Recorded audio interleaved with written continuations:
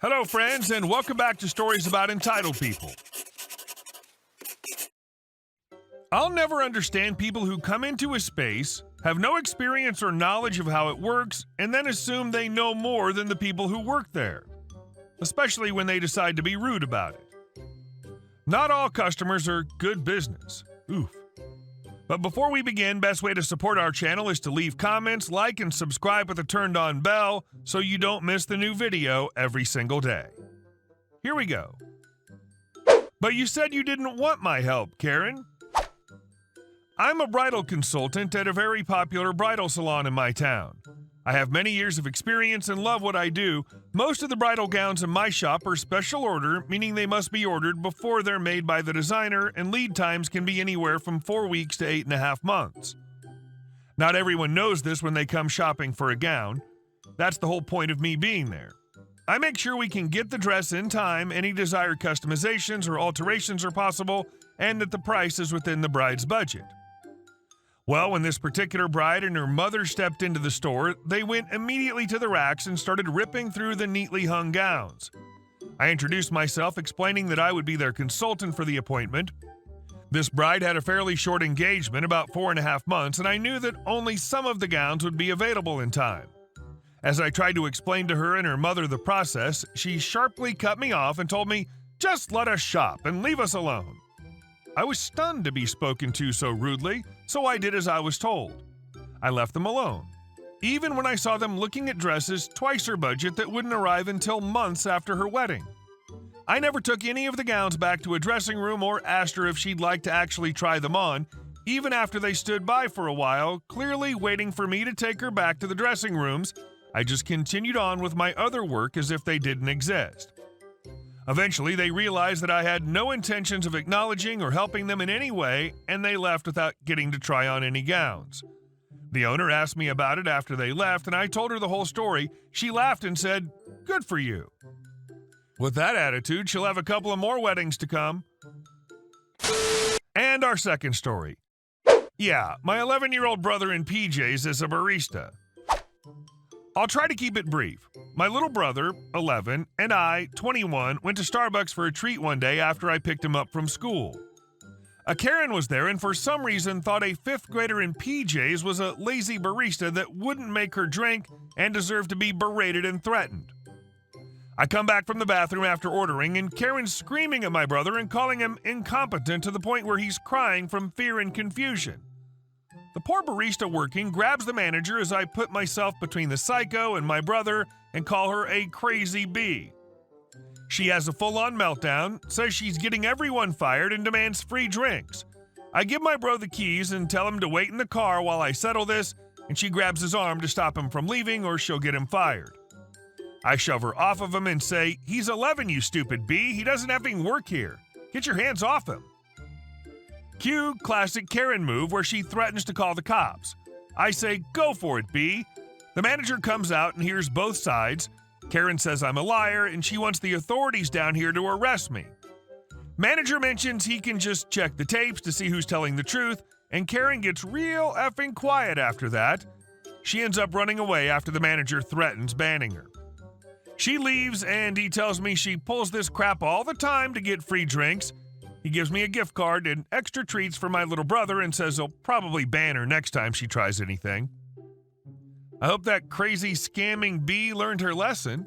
I would have effed her up if I knew I wouldn't get in trouble. Little bro was okay and personally thanked the manager later with a card, which he really appreciated.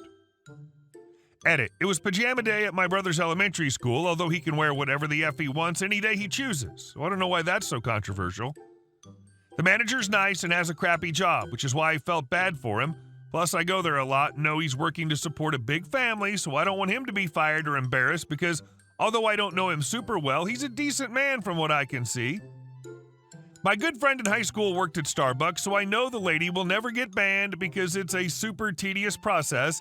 The manager probably said next time to make me feel better, but I don't care if she gets banned or not. She just needs to not be an a-hole in day-to-day life, but sadly, that probably won't happen.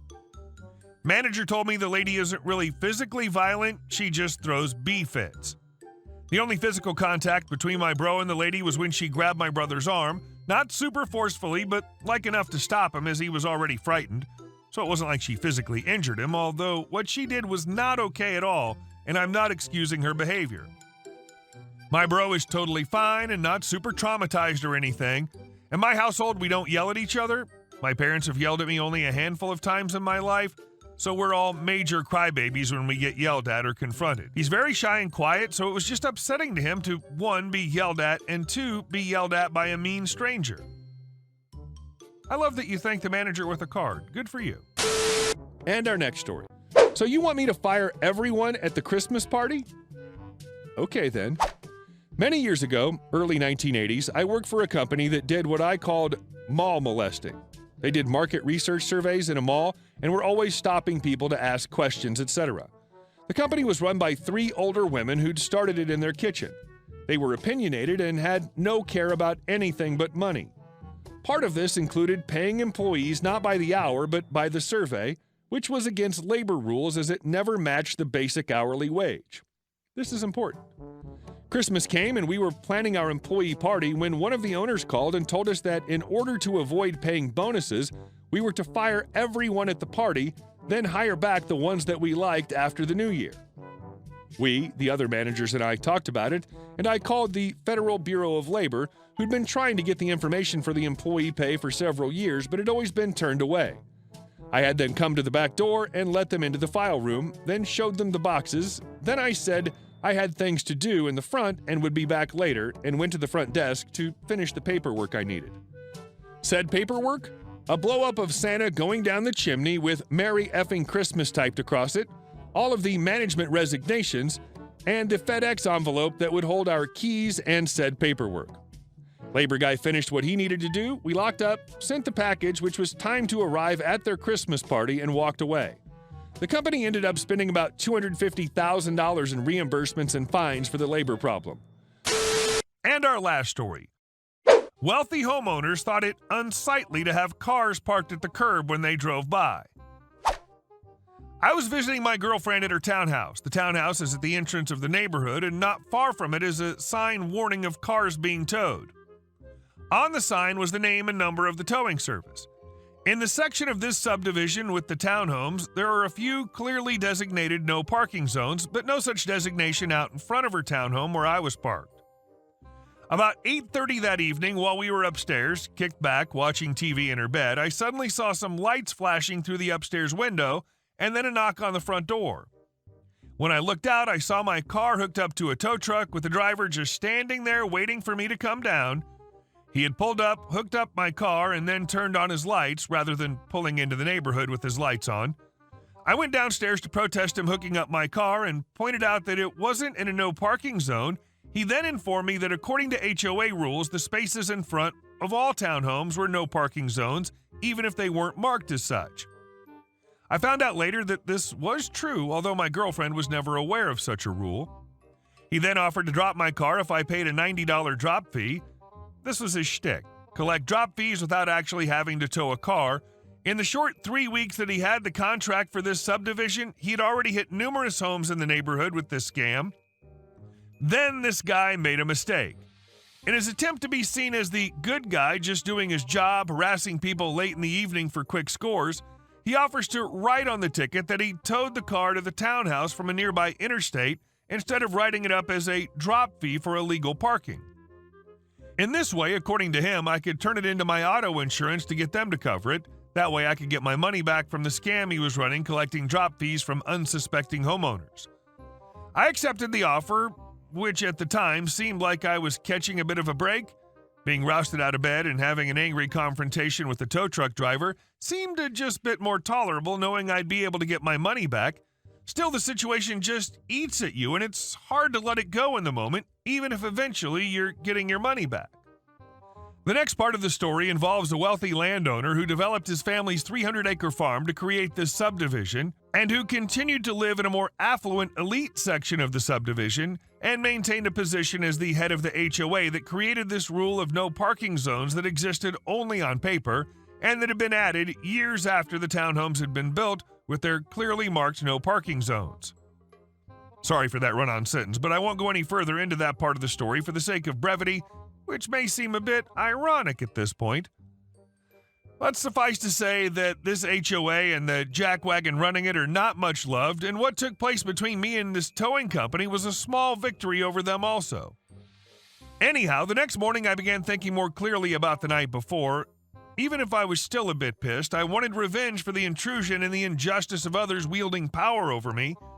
Then it dawned on me what this driver was doing might be illegal. I called my sister-in-law, who owns an auto insurance company. I wanted to confirm my suspicion that the way this tow truck driver wrote out his towing tickets constituted insurance fraud. She confirmed that I was correct, that what this driver was doing was indeed insurance fraud. I then called up the towing company and told them that if they did not give me a full refund, that I would be turning them in for insurance fraud. 15 minutes after I made that phone call, the tow truck driver that so kindly offered to drop my car for $90 showed up at the townhouse with cash to give me a full refund. He then went to several other homes on that street and gave refunds to other people he'd extorted in the 3 weeks that he'd had the contract for that subdivision. I then watched as he drove down to the end of the street, the entrance of the subdivision, got out and removed the sign with tow company's name and number. He canceled his contract with the HOA. After word got around about what had happened and why, it took the HOA 6 months to find another towing company to take the contract. The reason the HOA under that guy's rule had changed regulations to not allow parking in front of townhomes was simply that the townhomes were at the front of the subdivision, so he and a few other wealthy homeowners thought it unsightly to have cars parked at the curb when they drove by. That's it. They simply didn't like the aesthetics, and their sensibilities took precedence over the rights of the lesser inhabitants of his fiefdom. Had I actually lived in that neighborhood, I think I would have taken more drastic measures, up to and including getting this tow company's license revoked, and maybe even jail time for the truck driver, not to mention creating a bigger legal headache for the HOA. My girlfriend, however, is an immigrant and fearful of American power structures, so she insisted I be satisfied with a refund, which is a win against corruption she would have never dreamt of in her home country. I abided by her wishes. She found a new home, an actual house in a different neighborhood with an HOA that operates with an actual bare minimum of interference with residents, and is very pleased with the way it's run. Hey guys, thank you all for watching the video. I'll see you in the next one.